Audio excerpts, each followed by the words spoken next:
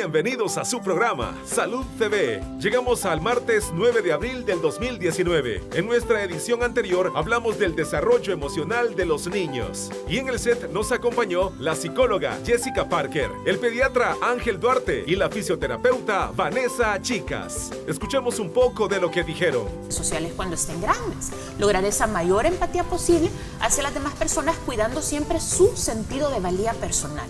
Y aquí hablamos de cómo podemos ir formando y fortaleciendo esta autoestima en los niños cuando están pequeños.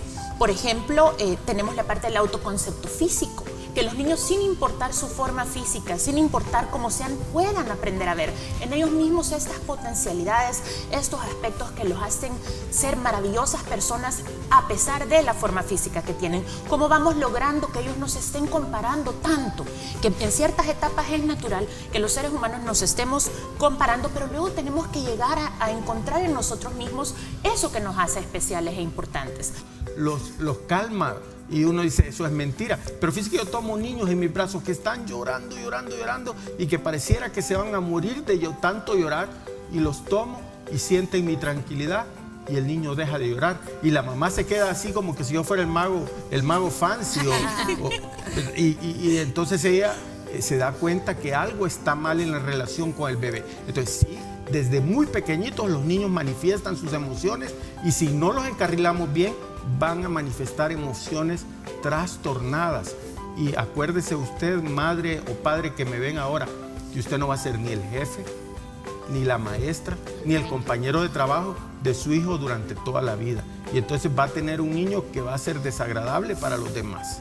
En mi consultorio recibo a cada mamá diferente, con su nivel de ansiedad también muy diferente. Entonces esto mismo lo van transmitiendo a los niños que ellos tienen, desde bebecitos, desde 2 meses de edad, que lo puedo recibir en mi clínica, hasta niños de 6 meses, que los padres de familia están bien súper ocupados y todo, y los niños son también, ellos, su nivel de atención es muy poca por la calidad de influencia que tienen los padres sobre ellos.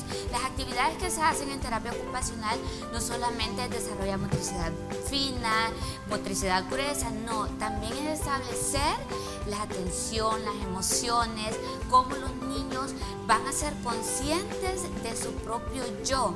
Esto fue un poco de nuestra edición anterior. Si te lo perdiste o quieres volver a verlo, puedes hacerlo este sábado 13 de abril a las 9 de la mañana. Hoy hablaremos sobre trombosis venosa profunda. Los dejamos con la cápsula del día, y al volver del corte, la doctora Elisa Rubio de Vides nos presentará a quienes nos acompañan.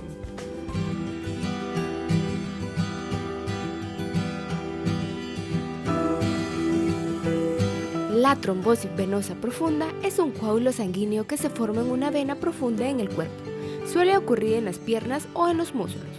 Si la vena se inflama, puede desprenderse y causar un problema serio en los pulmones, conocido como embolia pulmonar, un infarto o un derrame. Permanecer sentado durante mucho tiempo puede aumentar su probabilidad de tener este problema. Algunas medicinas y trastornos que aumentan el riesgo de coágulos sanguíneos también pueden causarlas. Los síntomas más comunes pueden ser calor y dolor por encima de la vena, inflamación en la parte del cuerpo afectado y enrojecimiento de la piel. El tratamiento incluye medicinas para el alivio del dolor y la inflamación, deshacer los coágulos e impedir la formación de nuevos. Mantener el área afectada elevada y aplicar calor húmedo puede ayudar. Si va a realizar un viaje largo en automóvil o avión, haga pausas para caminar o estirar las piernas e ingerir mucho líquido.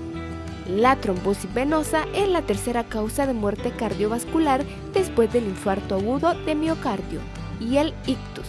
Sin embargo, se puede prevenir y tratar. Para conocer más sobre la trombosis, te invitamos a que te quedes en sintonía de tu programa Salud TV. Nuestros invitados del día de ahora abordarán el tema.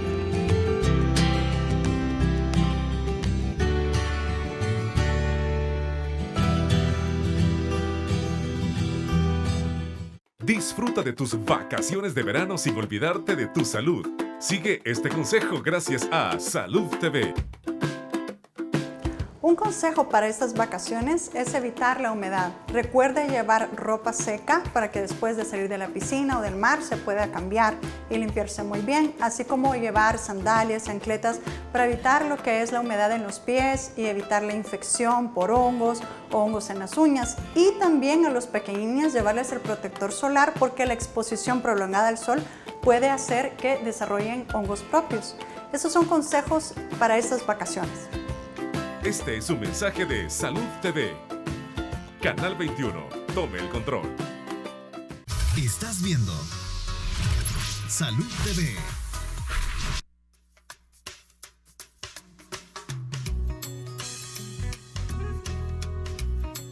Pues el cuerpo se le moradea a la persona como que tuviera golpes, ¿verdad?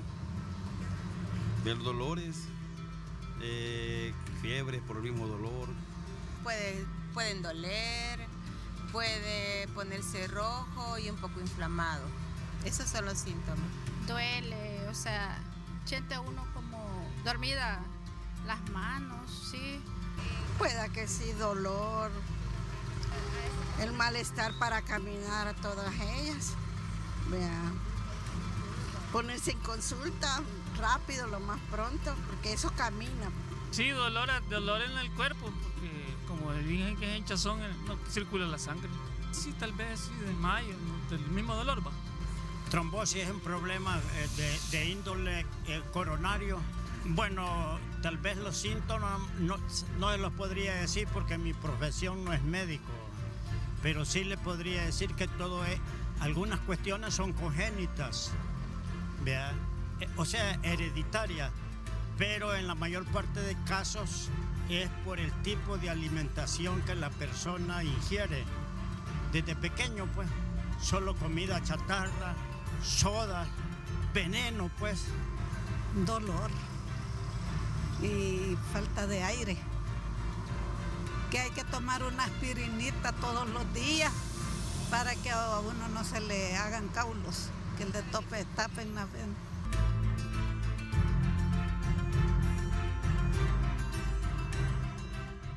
Bueno, muchísimas gracias a todas las personas que respondieron en el sondeo. Ya vieron en el bloque anterior, este día estaremos hablando de trombosis. ¿Quiénes me acompañan? Bueno, un selecto grupo de profesionales en este panel, todos expertos, cada uno en su área. Le damos la bienvenida al primero de ellos y es el doctor Rafael Trejo Ayala, experto en hematología. Primera vez que nos visita, así que muchísimas gracias. Bienvenido, gracias, doctor. Muchas gracias. Es un gusto estar acá. Muchísimas gracias. El gusto realmente es nuestro. Espero que sea la primera, más no la última, que Ojalá podamos que sí. tener el honor de tenerlo muchas más veces. Gracias. Acá. Bueno, ya viejo amigo de Salud TV, muy querido por todos. Teníamos días de no verlo, nuestro neumólogo pediatra, el doctor Carlos Alberto Villalta. Ajá, doctor, ¿cómo está? Bueno, más viejito que ayer, pero todavía en actividad. Con gusto. Gracias por la invitación y estamos para servirles. Muchísimas gracias a usted por siempre prestarnos su tiempo acá, bueno, regalarnos su tiempo definitivamente. Y por supuesto no nos puede faltar nuestro cardiólogo. En esta ocasión nos acompaña el doctor Marco Fuentes. ¿Cómo estamos, doctor? Pues contento de estar acá, hablar de estos temas que sí son de mucha importancia para que los podamos conocer e intentar prevenirlos. Pues mire, me encanta, de verdad, me siento aquí bendita entre caballeros, es un placer, ¿verdad?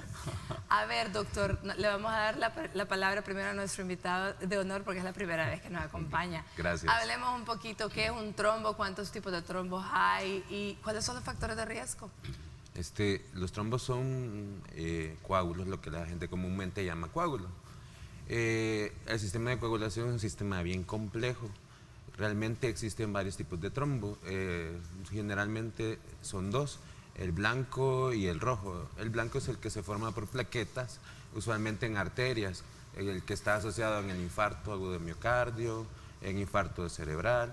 Está el coágulo rojo, que es formado por todos los factores de coagulación, son los que se forman en las piernas, en embolia pulmonar, Híjole, y factores de riesgo hay un montón. Actualmente creo que se ha dejado la trombosis como la segunda causa de muerte a nivel mundial, porque ahí incluimos el infarto de miocardio, isquemia cerebral, lo que la gente le llama derrame cerebral, isquemia mesentérica, embolismo pulmonar.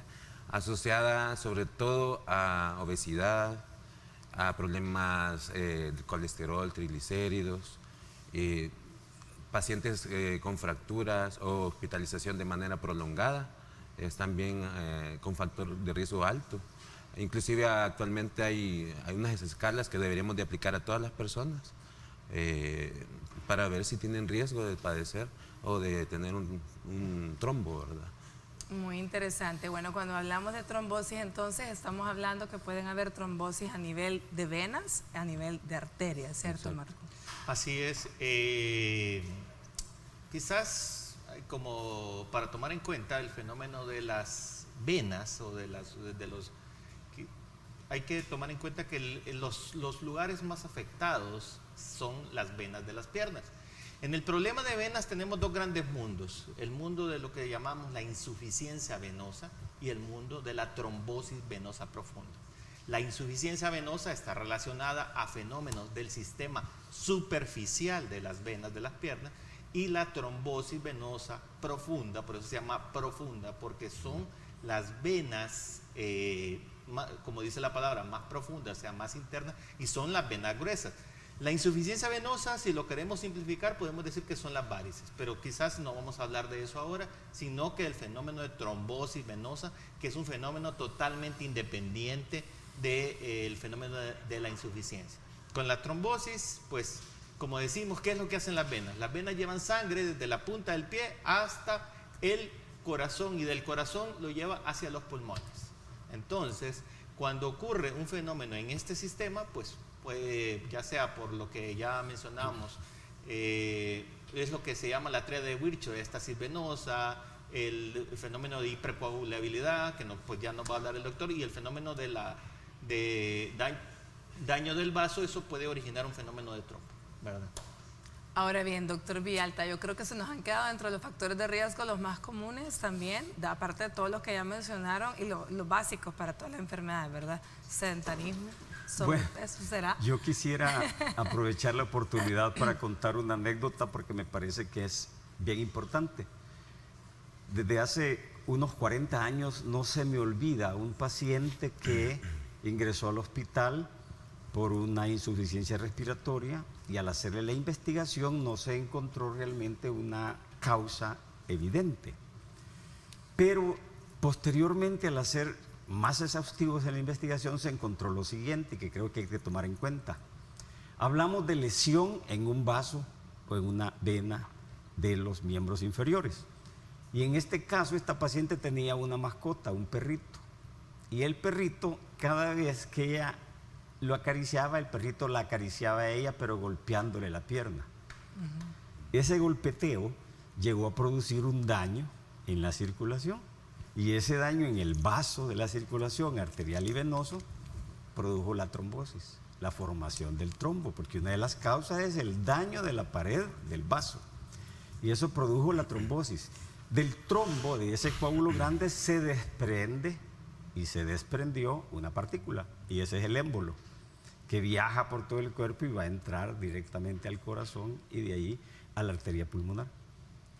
Esas causas a veces no se toman en consideración o todos estamos expuestos a que pueda ocurrir. El sedentarismo sería entonces una falla de la velocidad con que la sangre es transportada, y al disminuir esa velocidad, eso va a aumentar el riesgo de que se acumule un poco o que al mismo tiempo, como sería el tráfico congestionado, que va muy lento. Va muy lento, circula, pero de repente alguien le puede pegar, y eso lo presencié antenoche.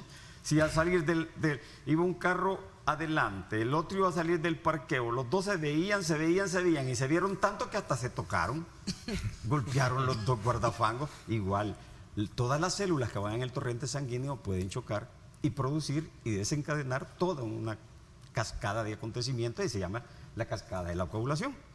Fíjese que con esa anécdota que usted acaba de mencionar, vengo y hago la pregunta. Por lo tanto, significa que un traumatismo yo puedo obtener, o un traumatismo constante, yo puedo tener un daño en la pared de un vaso y esto ocasionarme un trombo. Así es, hasta una caricia demasiado violenta o acariciante, un golpeteo continuo golpeteo puede desencadenar una reacción inflamatoria que al final termine dando una alteración Traigo interna. esto a cuenta las personas que andan en bicicleta, por ejemplo, en bicimontaña, las manos, en el manubrio, ese golpeteo constante en el manubrio puede ocasionar un trombo a ese nivel. Igual que el tobillo. Igual que el tobillo, en cualquier parte realmente. Que el tobillo viene a ser la causa más frecuente de una trombosis, y eso le pasó a alguien, pues mi esposa tuvo un esguince de tobillo, le pusieron el yeso, y un día antes de que le quitaran el yeso, yo alcancé a ver que su pierna estaba más engrosada que la otra. Y de ahí empezamos corriendo a hacer toda la investigación, y había una trombosis completa en la pierna. Y eso obligó pues a que hubo que hacer todo un procedimiento muy extraordinario. Fue una trepanación del trombo, más la coagulación, que el doctor pues va a hablar sobre el tratamiento. Yo creo que todos tenemos alguna anécdota de ese estilo. Incluso, bueno, una compañera de equipo nuestra le tuvo un esguince en el tobillo y le inmovilizaron la pierna por mucho tiempo con una férula, y pasó exactamente lo mismo que con su esposa. Cuando se le retiraron, el pie estaba extremadamente mucho más grueso que el otro. Bueno, definitivamente. A ver, doctor, explíquenos un poco sobre esa cascada de la hipercoagulabilidad de la que estaba hablándonos el doctor Puentes antes. La verdad que, como mencionaban mis colegas, sí, un trombo puede aparecer por un trauma, por múltiples causas, pero casi siempre tiene que estar algo más asociado. Por ejemplo, alguien que hace deporte y se golpea frecuentemente, no quiere decir que se va a hacer un trombo. Exacto. Tenemos un sistema de coagulación donde hay un equilibrio, en el cual tanto hay anticoagulantes naturales como procoagulantes. Cuando este equilibrio se pierde es que se causa el trombo. El trombo es un sistema que debe de existir cuando nos operan, cuando nos golpeamos, cuando entramos en una crisis donde hay un sangrado. Por ejemplo, en las mujeres que menstruan mensualmente hay formación de coágulos para que ese sangrado no sea extenso. Entonces, la coagulación es algo normal. El problema es cuando se pierde ese equilibrio y hay más factores de coagulación y menos factores de anticoagulantes.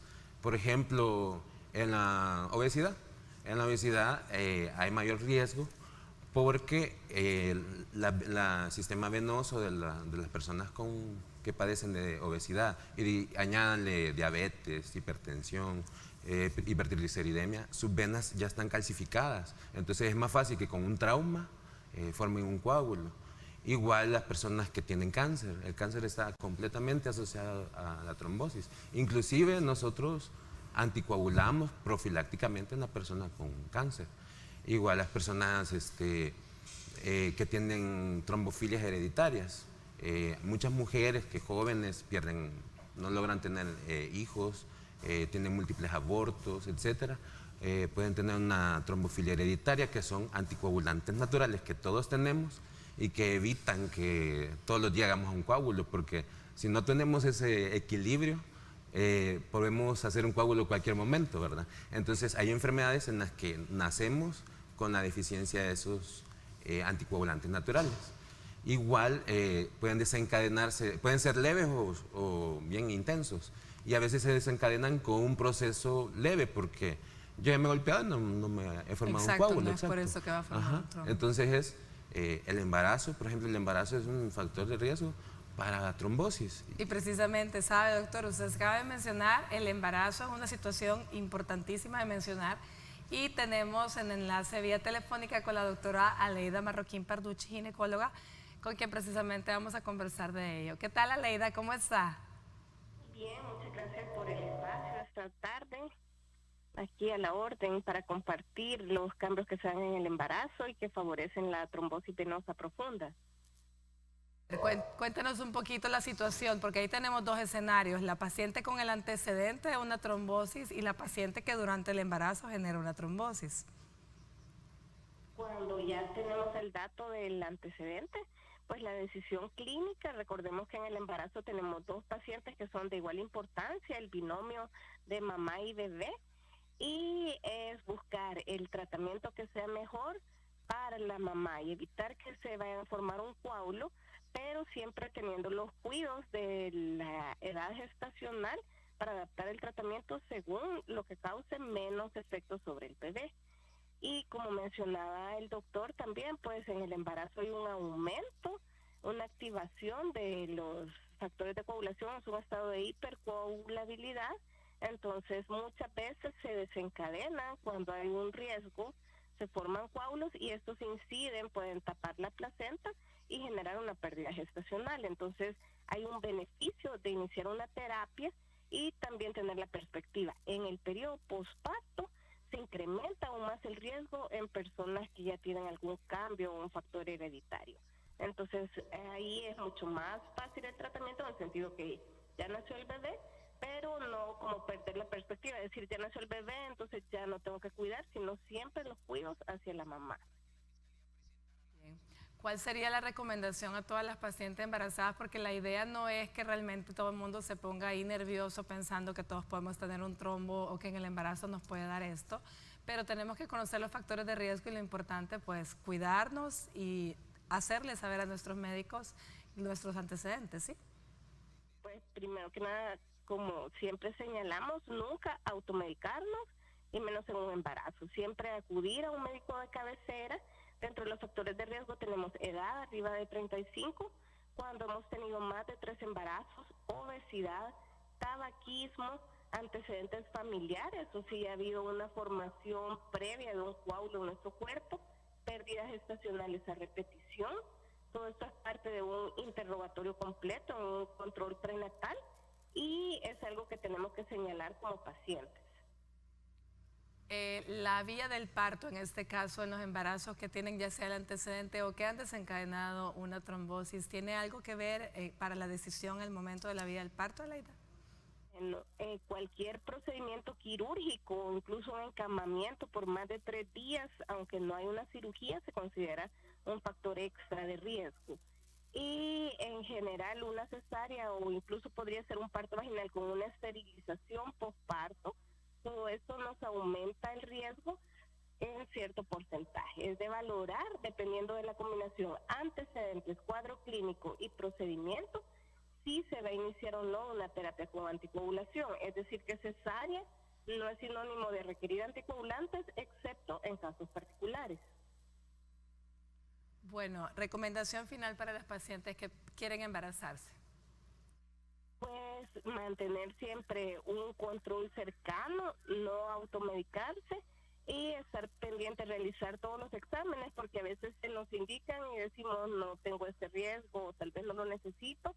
Este tipo de estudios son bastante caros, pero vale la pena definitivamente hacer un screening, una búsqueda completa y exhaustiva. Y si se nos indica un tratamiento, por ejemplo en la anticoagulación, que se está poniendo inyecciones todos los días, a veces hay personas que dicen, hoy no me la voy a poner, o estoy bien, o mucho duele, pero realmente vale la pena y recordemos que somos 2 vidas las que estamos cuidando en ese momento. Muy bien, muchísimas gracias, Aleida, por su tiempo, gracias por estar siempre atenta a ayudar a nuestra población. Esperamos la próxima tenerla acá en el set. Cuídense mucho. Un abrazo, saludos, muchísimas gracias. Muy bien, bueno, nosotros vamos a una pausa comercial y volvemos con más de Salud TV y este interesante tema.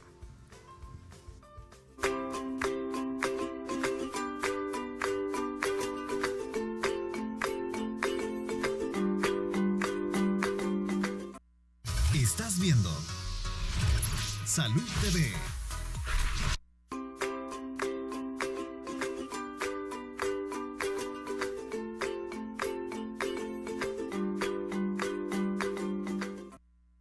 Bueno, buen provecho a usted que está almorzando. Gracias por estar en sintonía con nosotros. Quiero enviar un saludo muy afectuoso. Este día tuve el placer de conocer a una señora guapísima, doña Mariela Castro, quien junto con su mamá y su papá nos dice que siempre están en sintonía todos los días. Así que un saludo con mucho cariño. Bueno, a ver, el tema de trombosis realmente los síntomas son tan bizarros, realmente es un cuadro que puede ser tan diferente a la hora de estar enfrente de nosotros como médicos. Doctor, hablemos un poquito cuál sería el abordaje y cómo vamos a hacer el diagnóstico. Bueno, lo primero es establecer el diagnóstico. Exacto. Y desde mi punto de vista he considerado que es uno de los diagnósticos más difíciles, porque existen personas que pueden estar haciendo lo que nosotros llamamos un embolismo crónico, en el cual puede estar desprendiéndose de ese trombo, se está desprendiendo continuamente pequeñas partículas que al final están determinando una pequeña alteración que puede traducirse simplemente en un breve periodo y momentáneo de un cansancio repentino y que pasa, y es pasajero, pero se vuelve a repetir, pero no se le da importancia. Posteriormente este paciente puede, según la extensión del problema, porque recordemos que el árbol bronquial y el árbol de circulación a nivel del pulmón es un árbol, por lo tanto hay ramas y ramitas, y todavía ramitas más pequeñas. Entonces depende de dónde fue a alojarse el émbolo y así también puede ser la sintomatología. En algún caso puede agarrar un vaso más grande y puede morir el paciente casi inmediatamente por embolismo. El otro va a durar un poco más y otro lo puede estar presentando y no hay evidencia exterior que nos llame la atención. Ahora, ¿puede haber trombosis sin embolismo? Sí. ¿Y la podemos lograr diagnosticar a tiempo? Sí, eso es lo principal. O sea, el trombo puede estar ahí permanentemente durante mucho tiempo. Aún puede ser periférico como puede ser interno hacia un órgano. Y las manifestaciones van a ser diferentes. Pero el doctor mencionaba este factor genético impredecible, porque no lo vamos a conocer hasta que no se dé el evento. Y ahí vale la pena mencionar pues de que existen personas que han vivido con el trombo y un momento determinado llegó a ser de tal magnitud ya la sintomatología que nos venimos a dar cuenta y hacemos los estudios pertinentes y al final, casi por exclusión, empezamos a pensar de que puede haber un trombo o un embolismo. Casos interesantes. Yo puedo decir que tuve un embolismo a nivel de mi retina. Hubo una hemorragia, hiperdivisión. ¿De dónde vino el émbolo? Que llegó hasta el vasito finito en el ojo. Un vasito tan fino. ¿Ya? Entonces, claro, al hacer la investigación, encontramos que había alteración en una pared arterial, en una carótida, por ejemplo. Entonces, ¿cuál es el consejo sano? De lo que menos nos preocupamos y ocupamos es, por ejemplo, de las arterias carótidas. Ahí puede haber un daño vascular que puede determinar una obstrucción y de ahí puede desprenderse un trombo, un émbolo que puede dar la alteración cerebral o puede ser ocular también.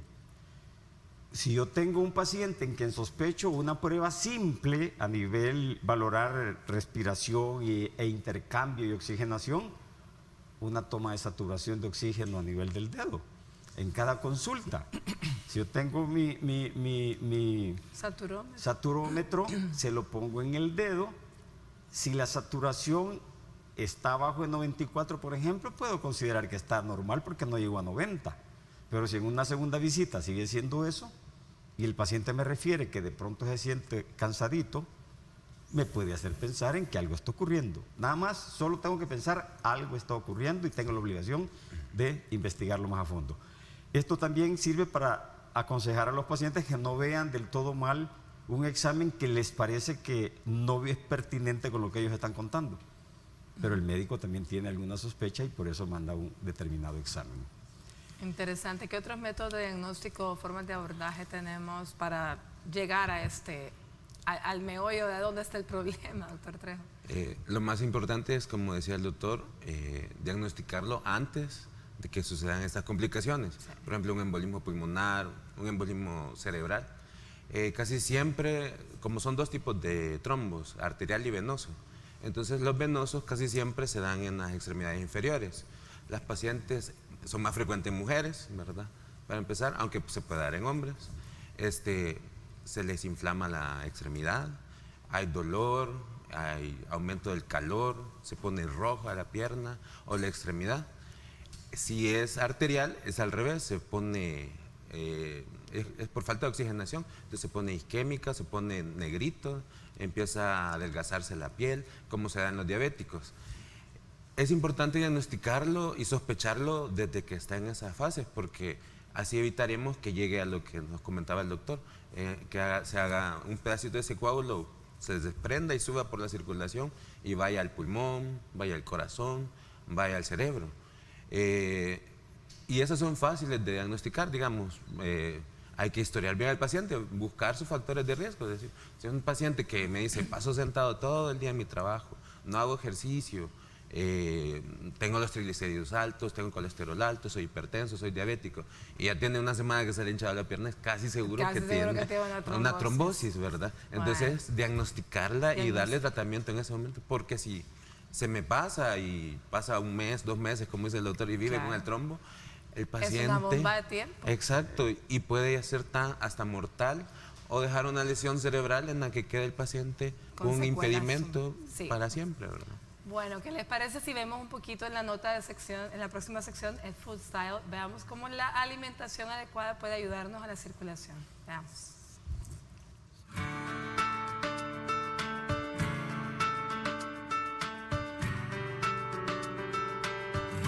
Ahora en Food Style te presentamos algunos alimentos que debes consumir en tu dieta para ayudar a la circulación. Piernas hinchadas en verano y manos y pies fríos en invierno, estos 2 síntomas, por simple que parezcan, son sinónimo de una mala circulación. Si te sientes identificada con ellos, debes eliminar todo rastro de sedentarismo de tu vida, reducir el consumo de sal, bebidas gaseosas, embutidos y grasas saturadas e incorporar a tu dieta una lista de alimentos que ayudan a mejorar el flujo sanguíneo. Para mejorar este problema debes consumir tomates, ya que contienen una sustancia llamada licopeno, un antioxidante que estimula la circulación y contribuye a que nuestras venas y arterias estén más sanas, previniendo problemas cardíacos. Estas sustancias también se encuentran en la sandía y el melón. Los cítricos contienen vitamina C, que están presentes en la naranja, limones y demás variedades de este tipo de frutas, que fortalecen nuestro sistema inmunológico, además de reducir la hipertensión y el colesterol. A su vez, esta ayuda a depurar nuestro cuerpo las toxinas, evitando la retención de líquidos. Otro alimento son las nueces, ya que con su alto índice de vitamina B favorece la circulación de la sangre. Además, contienen ácidos grasos que disminuyen el colesterol e inflamación en el sistema circulatorio.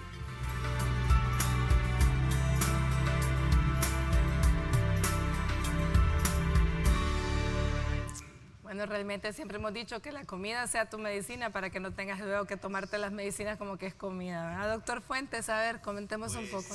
Así es, los pilares para el tratamiento de la circulación básicamente son los que ya sabemos. Yo creo que casi esto lo sabemos todos. Los 2 pilares son dieta y ejercicio. Entonces, lo que cuesta es hacer esos 2 pilares o construir esos 2 pilares. Entonces, el mejor, y nosotros que vemos la circulación, el mejor tratamiento para la circulación es el ejercicio, es moverse. ¿Cuál es el mejor? Pues el que le guste hacer, o sea, la cosa es moverse. Sí. Entonces, cuando hablamos de circulación, como ya hemos hecho esta ya mención, tenemos 2 grandes grupos de problemas de circulación, los arteriales y los venosos, como dijimos. En las arterias se tapan por colesterol, en este caso las venas se tapan por ese coágulo, y es lo que estamos hablando de la trombosis. Hay que mencionar que la zona donde generalmente se forman, como decíamos, son las piernas, por eso es que estamos tocando el tema de las piernas. Y en eso hay que volver a mencionar que cuando se habla de que se hinchan las piernas, eso no es solamente, retiene líquido. Nosotros que vemos eso tómele relevancia, ¿verdad? Y hay que tomar del punto de relevancia, no es que quizás es retención de líquido, no. Eso es signo de alguna situación relacionada con las venas, muchas veces. Hay que descartar otros fenómenos como insuficiencia cardíaca, problemas renales, pero si es generalmente de una sola pierna, es decir, no es simétrico, es decir, las 2 piernas hinchadas casi al mismo nivel, pues eso hay que sospechar que hay un fenómeno relacionado con el sistema venoso, y en este caso puede tratarse de un problema de trombosis venosa. De ahí pues nos vamos a la situación en donde puede haber dolor, y generalmente hay que mencionar, hay 2 puntos donde generalmente quedan los trombos. Está en la zona poplitea, ¿verdad? Que es la zona donde la rodilla. Aquí tenemos, si nos tocamos aquí, estamos casi a milímetros de la vena, y también en la zona de la ingle. Si tenemos en esos 2 puntos dolor, pues hay que sospechar, y si tenemos hinchazón, pues también hay que sospechar que se puede tratar de una trombosis. En el tema de la trombosis se pone la pierna, pero así hinchada, chola, o sea, no es así medio, es chola. Y eso duele. Ahí, así duele. es, y duele. Entonces, en esos casos hay que tomar en cuenta, y eso sí amerita una consulta de urgencia. Muy bien, bueno, vamos a una pausa comercial y al regresar hablemos sobre los diferentes tratamientos, aparte de, ya sabemos, bajar de peso y hacer ejercicio. Pero vamos a ver el abordaje en casos de emergencia y un poco de mitos y realidades.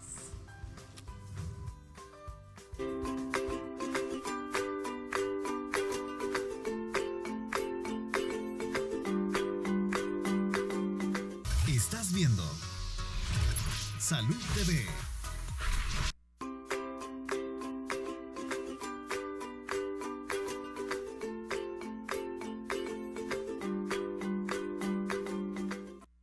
Muy bien, continuamos con nuestro programa. El tema de hoy es trombosis y estamos en la sección creencias populares de la medicina. Ya ustedes la conocen, yo expongo la creencia y nuestros especialistas se encargan de ratificar o desmentirla. Veamos la primera de ellas. La primera de ellas nos dice, si eres joven, no debes preocuparte por la trombosis. Ajá, Marco. No, ese es un gran mito, porque he tenido mucha gente joven, hombres, ciclistas, ahí CrossFit y todo lo demás, y sí han tenido una esguince y eso les ha originado. Hay quienes han terminado en embolismo pulmonar, gracias a Dios lo están contando, pero sí, no, ser joven no implica no padecer de eso, sí se puede padecer. Aparte que estamos hablando que el sedentarismo es una de las... Esa es otra cosa. Entonces hoy día hay cipotes de 17 años, mencionaba el doctor, que ha tenido ya con casos, así que no es cierto, no se confíen. Veamos el siguiente de nuestros mitos o creencia popular. La embolia pulmonar causa la muerte de inmediato, doctor. Sí, la puede causar inmediatamente. Lo más frecuente es que no sea así, pero puede convertirse en una muerte súbita de causa aparentemente inexplicable, y la explicación se encuentra a la hora de hacer la autopsia, pero sí es causa de muerte inmediata. Probablemente algunos deportistas han muerto probablemente por algo similar, parecido o debido a una embolia. También en los casos postquirúrgicos, doctor, muchas veces se pueden las muertes súbitas. El paciente como el cirujano pueden morir de una embolia por una trombosis en este momento, en cirugías demasiado largas para el paciente y para el operador, son de alto riesgo para un accidente de embolismo pulmonar. Exacto, y sin mencionar pues los viajes largos también, sin moverse los pacientes. Sí. Bueno, veamos el siguiente de nuestras creencias populares. Esta nos dice, si un coágulo llega al corazón, provocará un paro cardíaco, doctor Trejo. Sí, puede provocarlo, sobre todo si obstruye las arterias del corazón. Usualmente un infarto cardíaco es la obstrucción de una arteria cardíaca. Entonces puede causar, depende de en qué rama o qué tan extenso sea, una muerte inmediata. Por lo tanto, sí puede. A ver, afortunadamente con las técnicas ahora no siempre. El doctor Marco Fuentes tal vez nos habla después un poquito de eso. Bueno, veamos el siguiente. Es imposible evitar padecer una trombosis. Marco. Yo creo que sí, es imposible. Lamentablemente creo que todos podemos estar en riesgo en algún momento, unos más, unos menos. Como mencionaba el doctor, el cáncer y aún los mismos tratamientos para el cáncer pueden ser promotores, ¿verdad? Como casi todas las enfermedades, es la suma de varios factores. Es como un poquito de esto, más esto, da un total que se llama trombosis. Entonces, volvemos a tocar el tema de que los factores genéticos, como mencionaba anteriormente, el daño, pues puede ser una persona sí hace ejercicio, pero si tiene un daño el vaso, pues eso puede provocar este fenómeno. No por eso no significa que no hay que hacer ejercicio, claro, siempre hay que mantener haciendo actividad. ¿Por qué? Porque el movimiento o la contracción en la pantorrilla, eso genera que la sangre suba hasta el corazón. Entonces sí es importante todo ese tipo de cosas. Así que es un sí a medias, es imposible evitarla de todo. Bueno, a ver, el siguiente nos dice... Habla sobre se debe sospechar una embolia pulmonar si se presenta un dolor de pecho. ¿Será eso, doctor? Sí, sí. Mejor el corolario de todo lo que hemos platicado es, lo más importante es pensar, sospechar de que eso viene de una embolia y proceder de inmediato a descartarlo. Mejor quedar de exagerado. Pues no mejor de- el exceso y no por defecto. En estos casos sí. Bueno, veamos el siguiente. El siguiente nos dice que los coágulos pueden viajar por el torrente sanguíneo, doctor Trejo. Claro que sí, y es lo que hemos estado hablando. Hay que consultar a tiempo y en su momento, ya que puede ser un coágulo mínimo en una extremidad y pues no pasar de ahí, del dolor, el edema, la inflamación de esa pierna. Y el problema es, como decía el doctor, no pensar desde antes que pueda ocurrir una embolia, que un pedacito de coágulo suba y tape una arteria pulmonar, de un infarto cardíaco, una embolia cerebral. Entonces, sí, y esa es la mayor complicación, que el coágulo viaje y cause una complicación mayor. Bueno, y el doctor lo mencionó, al nivel del ojo, una arteria tan pequeñita y perder la visión. Algo tan chiquitito, imagínese el daño tan grande que puede hacer. Bueno, veamos el siguiente. El siguiente nos dice, cuando se siente dolor en una pierna es porque se tiene una trombosis, doctor Marco. Pues no siempre. También hay que recordar que los problemas de artrosis pues pueden dar molestia.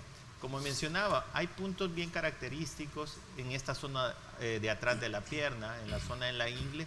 En esos puntos, si hay dolor en esta zona, pues sí puede relacionarse a eso. También la pantorrilla, ¿verdad? Y de hecho, cuando se aprieta la pantorrilla y hay dolor, eso puede estar relacionado a fenómenos de trombosis, ¿verdad? Muy bien. Siguiente. Acá hablamos, bueno, durante el embarazo existe mayor riesgo de sufrir una embolia pulmonar, doctor Vialta. Sí, está aumentada la posibilidad de que exista una trombosis en la misma magnitud y frecuencia, aumenta la probabilidad de que de ahí se desencadene una embolia pulmonar. Ya ven, señoras, por eso también hay que cuidarse, mantener buen peso y a mantenerse activas aunque estén embarazadas. Veamos el último. El último nos dice que el tratamiento anticoagulante previene la trombosis, doctor Trejo. Eso es bien importante, sí puede prevenir, pero hay que saber en qué pacientes usarlo, en qué persona usarlo. Sobre todo hay que ver que si tiene factores de riesgo, porque también como todos los medicamentos tienen sus efectos adversos. Así que lo más importante es ver si tiene el factor de riesgo y sí prevenir, porque ya está descrito que hay muchas enfermedades como el cáncer, el embarazo, el síndrome de antifosfolípidos, causa trombosis. Y si no ha tenido trombosis, hay que prevenir. Excelente. Bueno, muchas gracias. Esta fue nuestra sección de mitos y verdades en la medicina. Vamos a una pausa y volvemos con lo último del programa de hoy.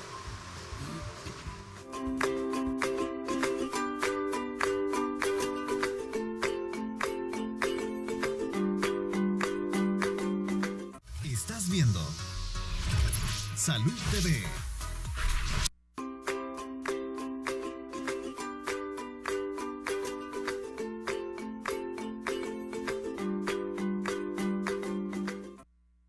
Continuamos con nuestro programa y bueno, hablemos un poquito de cuáles son las alternativas de tratamiento para evitar que las complicaciones sean tan catastróficas.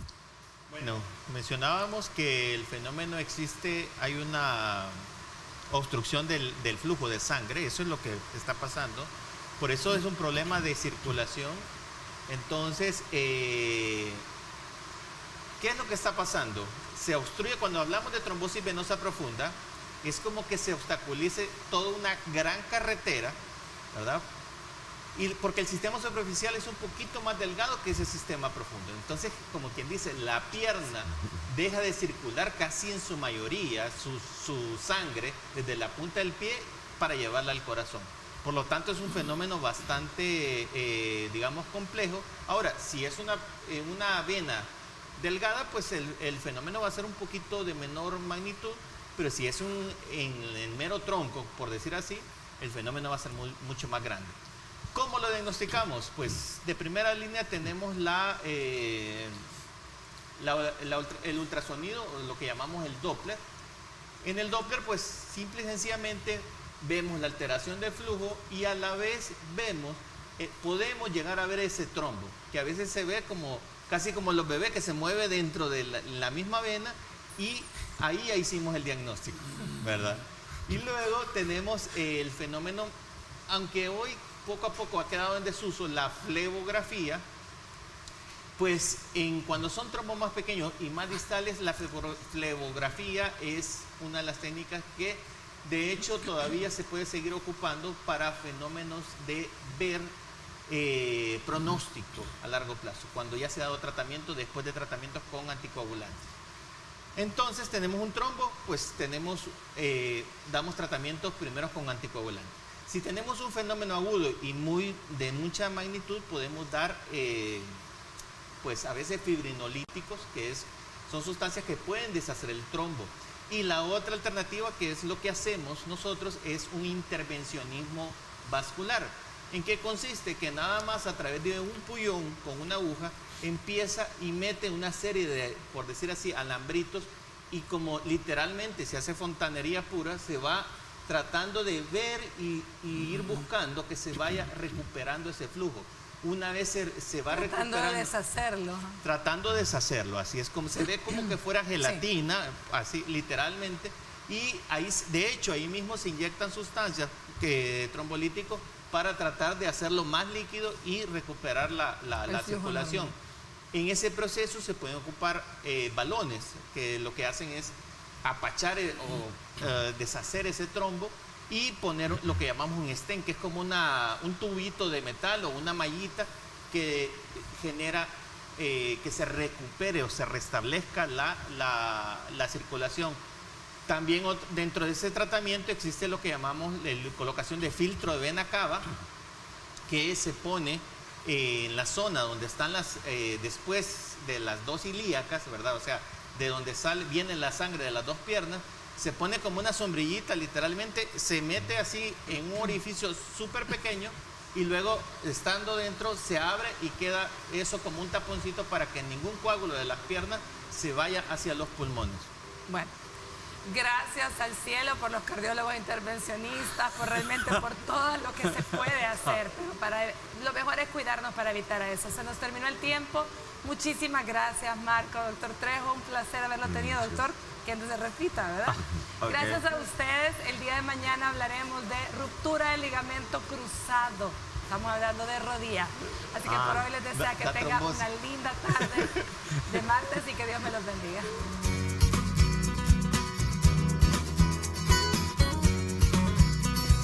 Para evitar la trombosis debes practicar los siguientes consejos.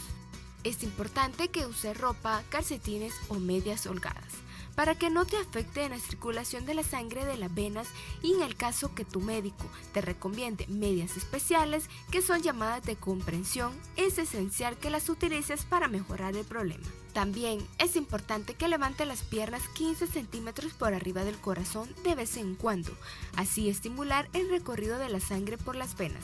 Por eso es importante que hagas ejercicio siempre supervisado por un profesional o recomendado por el médico. En el caso tengas que hacer un viaje muy largo, debes cambiar de posición a menudo. Otra manera de evitar este problema es no mantenerte de pie ni sentado más de 1 hora seguida. Y sobre todo, es importante no golpearte ni lastimarte las piernas o mantenerlas cruzadas.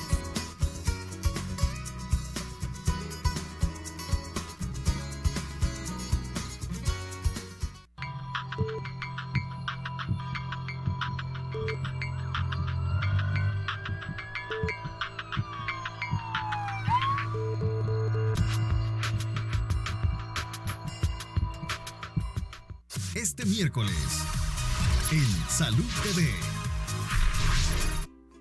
La lesión de los ligamentos cruzados es causada por un cambio brusco de dirección de la rodilla. Una desaceleración exagerada puede darse cuando se apoya mal la extremidad tras un salto o cuando se frena precipitadamente durante una carrera. Salud TV, lunes a viernes, 12 del mediodía.